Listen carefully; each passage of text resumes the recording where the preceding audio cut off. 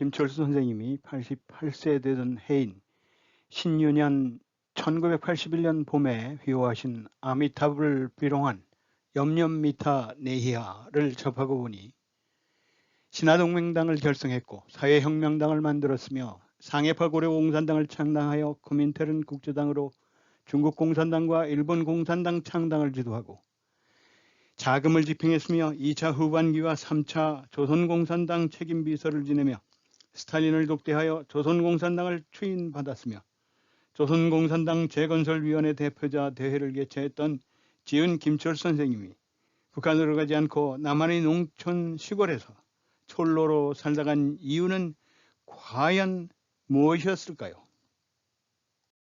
원주 치악산 자락에 있는 1500년 전 무착도사가 창건한 사찰 국형사의 수강전 기둥에는 4개의 다음과 같은 주련이 적혀 있습니다. 아미타불을 비롱한 염염미타 네히아, 공산우설무인경 맥지상봉 지자가. 그 뜻을 새겨보면 아미타불 비롱한은 아미타불은 귀머거리가 아니니 염염미타 네히아, 생각마다 미타인 걸 어찌하겠나.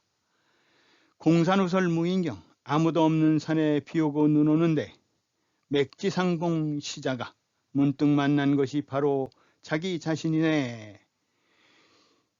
그런 뜻입니다. 그 중에 접착 두 주련을 지은 김철수 선생님이 88세 되던 해인 신윤양인 1981년 어느 봄날에 2달에 한 번꼴로 서울 방원 이성찬 선생님을 만나러 오셔서 휘하여 남기신 서화의 내용입니다. 페이스북 담벼락을 통해 수많은 서화를 정리하여 올리던 중 1996년 6월 고려대학교에서 미당 서정주시 연구로 박사학위를 받고 우즈베키스탄 등에서 코이카 한국학 교수를 지내시다가 고려대 조치원분교 교양학부 국어 교수로 은퇴하신 양금석 교수님이 2021년 1월 댓글로 아미타불 비롱한, 아미타불은 귀머거리가 아닌데 염염미타 네히아, 미타를 외고 또 weni 그대를 어찌할 거나. 신유춘 1981년인 신유년 봄 철수라 해설해 주셨습니다. 이 자리를 빌어 수많은 지은 김철수 선생님의 서화 내용을 페이스북 댓글을 통해서 해설해 주신 양금석 교수님께 감사의 마음을 전하고자 합니다. 지은 김철수 선생님은 앞서 언급했듯 1915년 화성근 농탄면 서구리 돌머리에 직가하며 사발통문을 돌려 지은 김철수 선생님과 수많은 조선의 청년들의 선진국 유학을 독려했던 성우 이명직 대감님이 일제에 독살당했다는 소식을 듣고는 1915년에는 조선 유학생을 규합하여 손가락을 칼로 베어 피를 나누어 마시며 조국의 독립을 위해 살자며 열지동맹을 조직하셨습니다. 이어 1916년에는 조국 해방을 위해 싸우다가 죽더라도 귀신이 되어서라도 조선 독립을 위해 울자는 뜻으로 곡기단을 조직하였습니다. 사진은 곡기단을 조직한 후 찍은 사진입니다. 동양권에서 가장 먼저 1916년에 일본에서 중국인 유학생 20명과 대만인 유학생 10명, 그리고 조선인 유학생 10명 등 총 30명을 규합하여 신화동맹당을 결성했습니다. 지은 김철수 선생님이 나이 27살 때인 1920년 일본 제국주의를 몰아내고 그 다음에 사회주의 국가를 건설한다는 강령으로 국내 사회주의 운동 사상 처음으로 당의 명칭이 붙은 비밀 결사체인 사회혁명당을 결성했습니다. 레닌은 이를 사회주의 정당의 전범으로 삼아서 레닌의 측근인 박준신 선생님을 통해서 조선의 사회혁명당과 이동희 선생님의 러시아 한인사회당이 조직적으로 결합하도록 조언하여 1921년부터 1923년 초까지 조선과 중국 그리고 일본의 사회주의를 이끌며 상해의 사회주의 르네상스를 꽃피운 코민테른의 국제형제당인 상해 고려공산당 창립에 주도적으로 참여하였습니다. 상해파 고려공산당은 코민테른의 국제형제당으로 중국 공산당과 일본 공산당의 창당을 지도하고 자금을 집행했으며 조선과 중국의 코민테른 유학생을 선발하여 미국과 구라파에 유학을 보냈습니다. 특히 1916년 일본에서 지은 김철 선생님이 결성했던 신화동맹당의 중국과 대만의 30명의 당원들은 중국에 돌아와 항일단체인 대동단을 결성했다가 1921년 상해파 고려공산당이 코민테른 국제형제당으로 중국 공산당 창당을 지도하고 자금을 지원할 때 모태땅과 진독수를 도와서 중국 공산당 창당의 주요 인물들로 참여하였습니다. 1926년 6월 2차 후반기 조선공산당 책임비서와 1926년 9월 3차 조선공산당 책임비서로서 1927년 모스크바에서 코민테른의 서기장 이오시프 비사리오노미치 스탈린을 독대하여 조선공산당을 추인받고 특별혁명 군자금을 수령받았으며 1929년 3월과 1929년 6월에 만주 길림 돈하연 전각기에서 조선공산당 재건설위원회 위원장의 자격으로 두 차례에 걸쳐 대표자 대회를 개최했으며 1930년 경북 양산에서 일제에 체포되어 13년 8개월간의 옥살이를 했던 지은 김철 선생님이 북한으로 가지 않고 남한의 농촌 시골에서 촐로로 살다간 그 이유가 여러분은 궁금하지 않으십니까?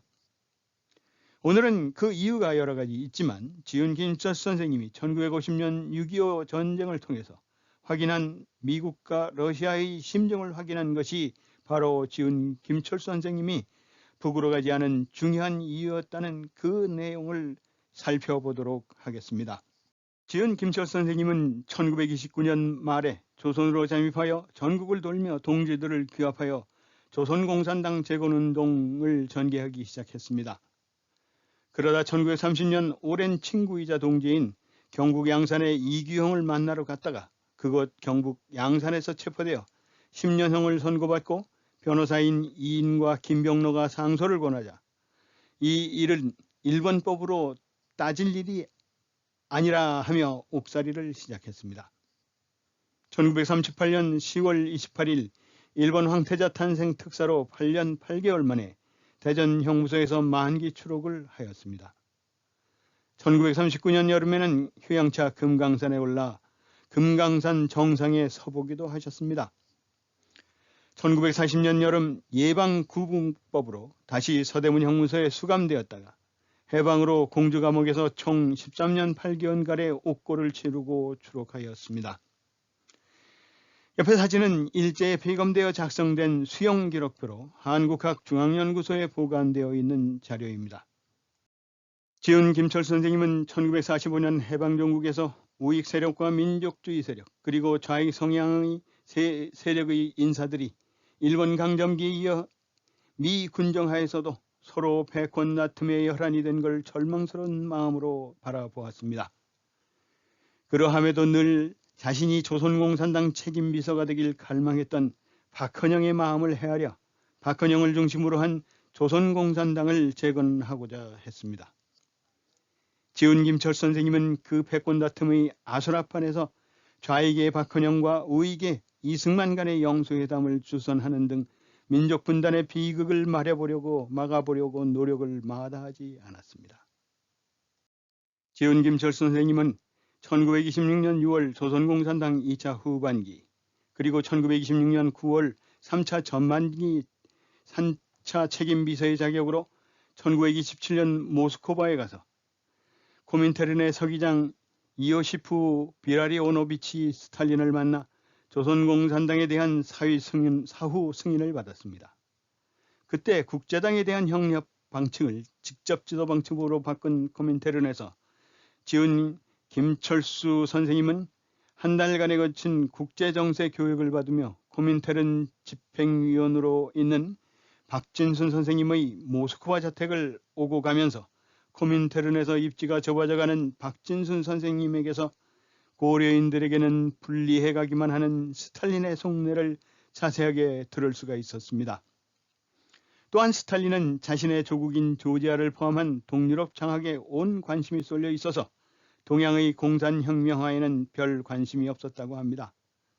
더군다나 스탈린은 생전에 레닌이 편애했던 고려인들은 서로 패권 다툼의 골몰에 자유시 3차를 일으켜 같은 동족인 고려인 항일 무장 세력을 몰살했으며 고려인의 성향 자체가 미국과 구라파에 우호적이어서 미국과 일본의 간첩이 많은 혁명화 대상 민족이라고 생각하는 것을 지훈 김철수 선생님은 알게 되었습니다. 사진은 지훈 김철수 선생님의 일본 와사대 대학 유학 시절 단체 사진입니다.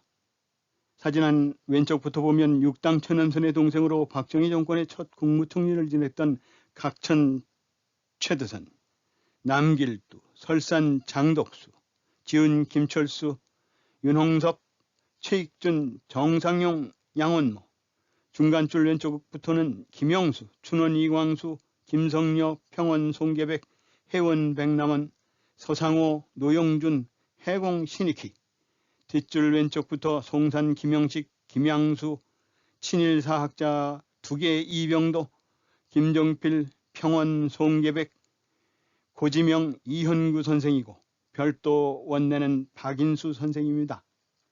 1980년도에 작성된 사진 뒷면에 사진 인물들의 정보에 의하면 1980년 당시 생존 인사는 지훈 김철수 선생님과 동아일보 양호모 선생님, 그리고 우당 이병도 선생님 이렇게 세 분이었습니다. 지훈 김철수 선생님의 동기동창으로는 남길두 선생님, 설산 장덕수 선생님, 윤홍섭 선생님, 최익준 선생님, 정상용 선생님과 사진 촬영에 함께하지 못하고 따로 얼굴 사진을 첨부한 박인수 선생님 등 지훈 김철수 선생님 포함 총 7분입니다. 해방 후 지훈 김철수 선생님의 동지였고 절친한 친구였던 설산 장덕수 선생님과 윤홍섭 선생님 그리고 우남 이승만 박사님 등 미국파들을 통해서 미국의 심증도 알게 되었습니다.